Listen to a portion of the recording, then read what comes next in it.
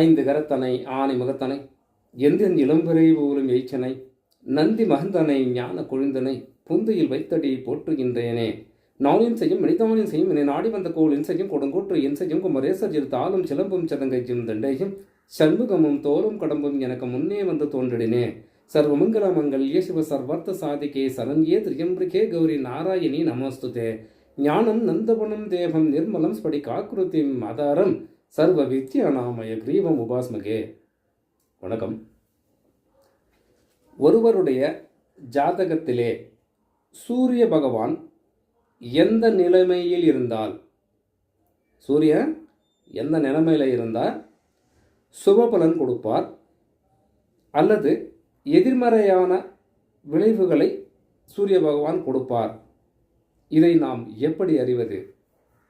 என்ன சொல்ல வரோம்னா, சூரியனால் கிடைக்கக்கூடிய சுப பலன்களோ அல்லது அசுப பலன்களோ நாம் எப்படி தெரிந்து கொள்வது அப்படின்னா, எத்தனையோ வழிவகை இருக்குது ஜாதகத்தில் ஆராய்வதற்கு. ஆனால் ஒரு சிறிய குறிப்புகள் மட்டும் இங்கே சொல்லுவோம். ஏன்னா இது இருக்கா, இது அப்படி இருக்கா அப்படின்றது பார்க்குறத விட ஓரிரு வார்த்தையில் இதை பார்ப்போம். எப்படி இருக்கும், ஜாதகத்தில் எப்படி இருந்தால் என்ன பலன் கொடுக்கும் அப்படின்ற விஷயத்தை பார்ப்போம்.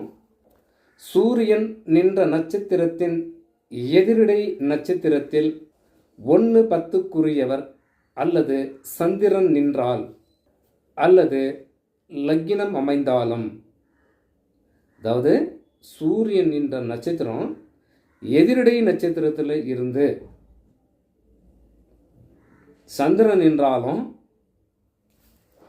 லக்னம் அமைந்தாலும், 1-10க்குரியவர் அமைந்தாலும் சூரியனால் கிடைக்கக்கூடிய பலன்கள் அதன் தசா புத்தி காலங்களிலே அந்த ஜாதகனுக்கு கண்டிப்பாக சுப பலன்கள் கிடைக்காது. சூரியனால் கிடைக்கக்கூடிய பலன்கள் சுத்தமாக கிடைக்காது. அப்போது என்ன சொல்ல வரேன், சூரியனின் காரக தத்துவங்கள் ஒருவருடைய ஜாதகத்திலே பொதுவாக சொல்லக்கூடியது சூரியனுடைய காரக தத்துவம் ஒரு ஜாதகனுக்கு கிடைக்காது. அப்போது அப்பா வர்க்கம், தொழில் சம்பந்தப்பட்ட விஷயத்தில், அரசு சம்பந்தப்பட்ட உத்தியோகத்தில் இருப்பவர்கள் கூட சிலருக்கு சுப பலன்கள், தந்தையால் கிடைக்கக்கூடிய வருமானங்கள், தந்தை சேர்த்து வைத்த அசையும் சொத்தோ அசையா சொத்தோ ஏதோ ஒன்று இந்த ஜாதகனுக்கு கிடைக்காது, போராட வேண்டியதாக இருக்கும்.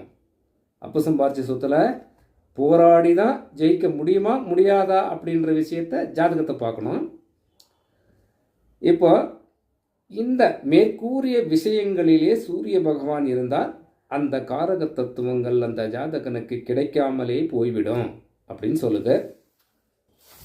கிடைக்கலன்னா போகுது, உடல் சம்பந்தப்பட்ட விஷயத்தில் ஆரோக்கியமாவது இருக்கா அப்படின்னா தலை, குடல், முதுகெலும்பு இது சம்பந்தப்பட்ட பிரச்சனைகள் அந்த ஜாதகனுக்கு இருக்க 90% வாய்ப்புகள் உண்டு அப்படின்னு சொல்லலாம்.